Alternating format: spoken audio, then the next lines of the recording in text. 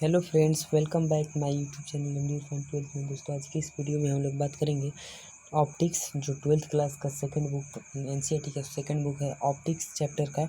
उसमें प्रकाश का परावर्तन की उसके ऑब्जेक्टिव क्वेश्चन को आज देखेंगे। ठीक है दोस्तों, आज का हमारा पहला क्वेश्चन है कि प्रकाश किस प्रकार का तरंग है।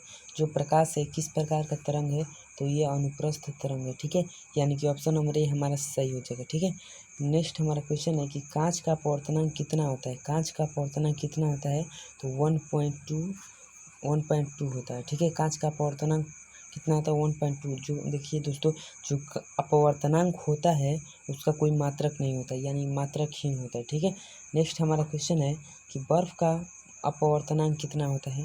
तो बर्फ़ का अपवर्तनांक जो होता है बी यानी कि बी ऑप्शन सही होगा, 1.31 होता है। ठीक है, नेक्स्ट हमारा क्वेश्चन है कि प्रकाश पर अपवर्तन का नियम कौन दिया था।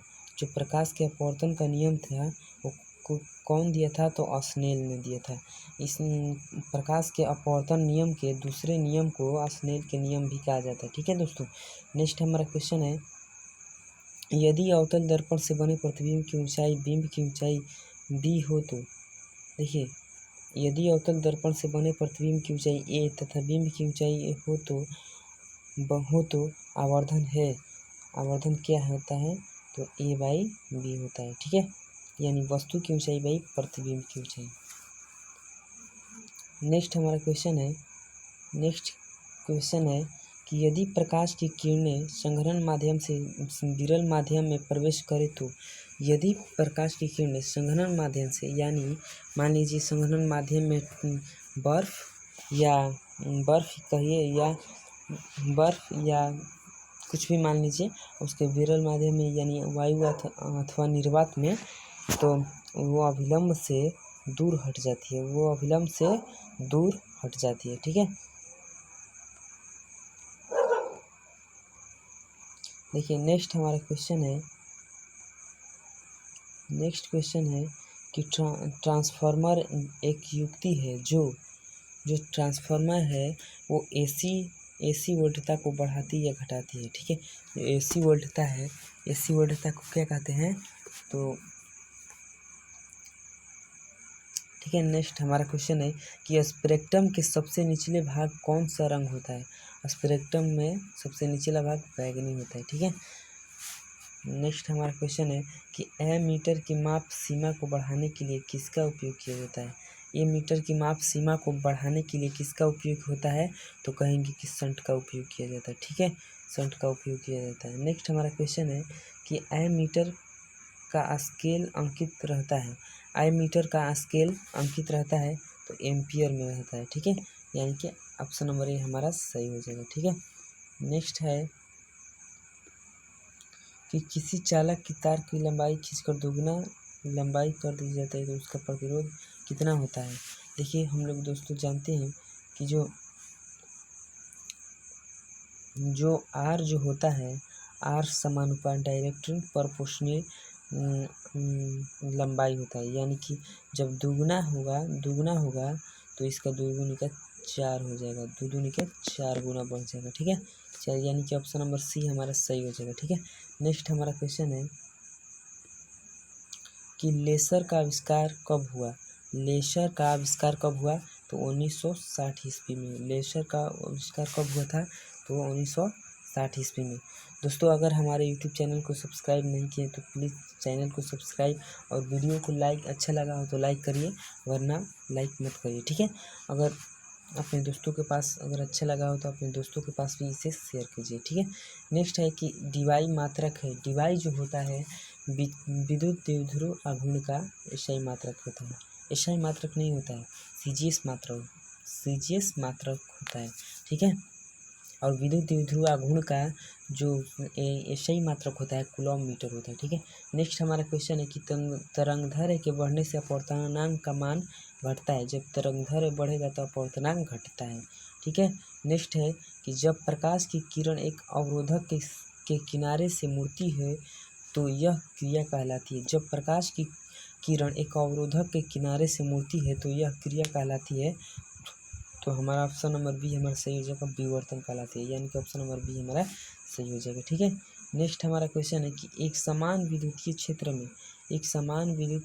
क्षेत्र में द्विध्रुव के विक्षेपण में किया गया कार्य होता है तो W = PE1 - cos थीटा। ठीक है, W = PE1 - cos theta. Next हमारा क्वेश्चन है कि चालकता के बैंड असंत खाली होते हैं, चालकता के बैंड असंत खालित होते हैं तो अर्धचालक में। ठीक है, अर्धचालक में, यानी कि ऑप्शन नंबर बी हमारा सही हो जाएगा। नेक्स्ट हमारा क्वेश्चन है कि नाभिक में कौन सा कण उपस्थित होता है। देखिए, जो नाभिक में इलेक्ट्रॉन तो बाहरी कक्षा में, यानी कि ये नहीं होगा, प्रोटॉन और न्यूट्रॉन दोनों जो होते हैं नाभिक में होते हैं। ठीक है, नेक्स्ट हमारा क्वेश्चन है कि प्रकाश तंतु संचार निम्न में से किस घटना पर आधारित है। प्रकाश तंतु संचार निम्न में से किस घटना पर आधारित है तो कहेंगे कि पूर्ण आंतरिक परावर्तन। प्रकाश तंतु संचार निम्न में से किस घटना पर आधारित है तो पूर्ण आंतरिक परावर्तन पर आधारित है। ठीक है, नेक्स्ट क्वेश्चन है कि निर्वात में प्रकाश की चाल कितनी होती है।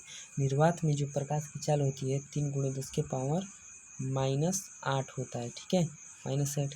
दोस्तों ये गलत आंसर है। ठीक है, आप लोग इसे मत याद करिएगा, 3 × 10⁻⁸ मीटर/सेकंड होता है। ठीक है, नेक्स्ट हमारा क्वेश्चन है कि निकट दृष्टि दोष का निवारण होता है। निकट दृष्टि के दोष का निवारण अवतल लेंस से होता है, अवतल लेंस से होता है। ठीक है, नेक्स्ट हमारा क्वेश्चन है कि सीजियम का देहली तरंगदैर्घ्य होता है। सीजियम का देहली तरंगदैर्घ्य होता है तो 656 nm होता है, 656 nm होता है। ठीक है, नेक्स्ट हमारा क्वेश्चन है कि थॉमसन विधि द्वारा इलेक्ट्रॉन का ज्ञात किया जाता है। जो थॉमसन विधि है, इलेक्ट्रॉन को ज्ञात किया जाता है। क्या इलेक्ट्रॉन का ज्ञात किया जाता है तो आवेश तथा द्रव्यमान दोनों का अनुपात ज्ञात किया जाता है। आवेश तथा द्रव्यमान दोनों का अनुपात, यानी कि ऑप्शन नंबर सी हमारा सही हो जाएगा। ठीक है, नेक्स्ट हमारा क्वेश्चन है कि किसी अनावेशित वस्तु पर 1 कूलम आवेश होने पर उनमें से निकाल लिए गए इलेक्ट्रॉन की संख्या होगी। अनावेशित वस्तु है, यानी अनावेशित वस्तु पर कितना होता है तो 0 होता है। ठीक है, और 1 कूलम आवेश होने पर उसके लिए उनमें से निकाले गए इलेक्ट्रॉन की तो 6.25 × 10⁻18 होता है। ठीक है, यानी कि ऑप्शन नंबर ए हमारा सही हो जाएगा। ठीक है, 26 नंबर क्वेश्चन है कि एक बूंद पृष्ठ के अंदर एक विद्युत द्विध्रुव स्थित है। बंद पृष्ठ से निर्गत विद्युत फ्लक्स कितना होगा तो देखिए Q जो होता है 0 होगा। ठीक है, एक बंद पृष्ठ अंदर विद्युत द्विध्रुव जो है बंद है, पृष्ठ से निर्गत जो विद्युत फ्लक्स होगा 0 होगा, यानी कि ऑप्शन नंबर डी हमारा सही हो जाएगा। ठीक है, एक माइक्रोफैराड बराबर कितने फैराड तो 10⁻⁻6 फैराड। और क्वेश्चन आता है कि एक माइक्रोकूलम = 10⁻⁻6। ठीक है, 10⁻⁻6, यानी कि ऑप्शन नंबर है ए हमारा इसका सही हो जाएगा। निम्नलिखित में कौन आवेश रहित कण है। जो फोटोन है इस पर कोई आवेश नहीं रहता है। ठीक है, नेक्स्ट है हमारा क्वेश्चन,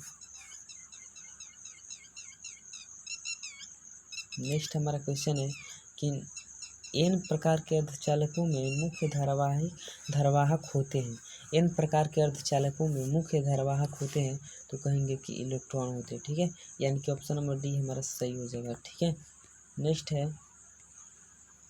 कि अल्फा जो कण है हीलियम के नाभिक है। ठीक है, अल्फा कण क्या है, हीलियम के नाभिक, यानी कि ऑप्शन नंबर सी हमारा सही हो जाएगा। ठीक है, नेक्स्ट क्वेश्चन है कि एक अवतल गोलीय दर्पण द्वारा प्रतिबिंब बन सकता है।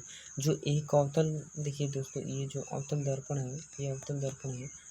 ठीक है, ये मुख है और ये ध्रुव है और ये एफ है और ये, तो देखिए इसको अच्छे से समझिए कि एक अवतल गोलीय दर्पण द्वारा प्रतिबिंब बन सकता है तो इसमें होता है आभासी भी बन सकता है, क्योंकि ध्रुव पर जब रखते हैं तो वो आभासी बनता है।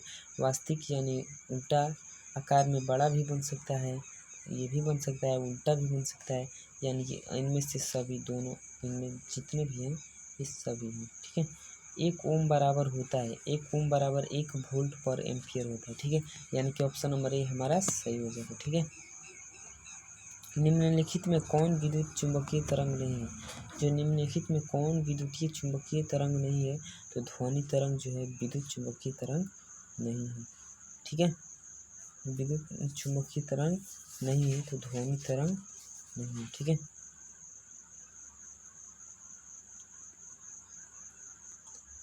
34 नंबर क्वेश्चन है कि बीटा किरण तेजी से चलने वाले इलेक्ट्रॉन हो, ठीक है। चलने वाले इलेक्ट्रॉन यानी कि ऑप्शन नंबर सी हमारा सही हो जाएगा। नेक्स्ट हमारा क्वेश्चन है कि बीटा किरणें विक्षेपित होती है।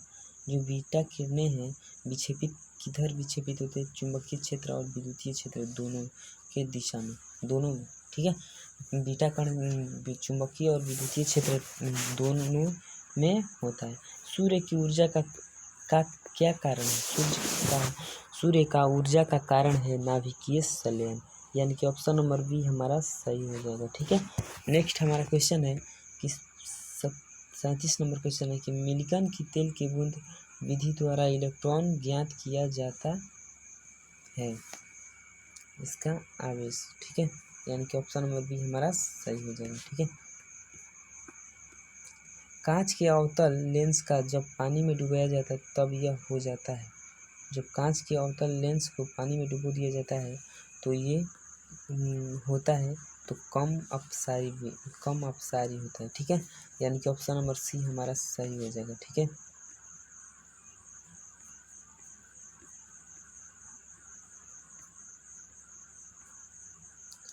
दोस्तों नेक्स्ट क्वेश्चन की ओर देखते हैं। एक उत्तल लेंस का अपवर्तनांक 1.5 यानी 1.5 किसका होता है? तो बर्फ का होता है। अपवर्तनांक 1.33 में डुबाया जाता है, उसकी क्षमता -a, ठीक है। तो ये घट जाता है, ठीक है, घट जाता है। यानी कि ऑप्शन नंबर बी हमारा सही हो जाएगा, ठीक है। नेक्स्ट क्वेश्चन है कि एक पूरे चक्र में प्रत्यावर्ती धारा का माध्य मान कितना होता है? तो कहेंगे कि 0 होता है। ऑप्शन नंबर ए हमारा सही हो जाएगा, ठीक है।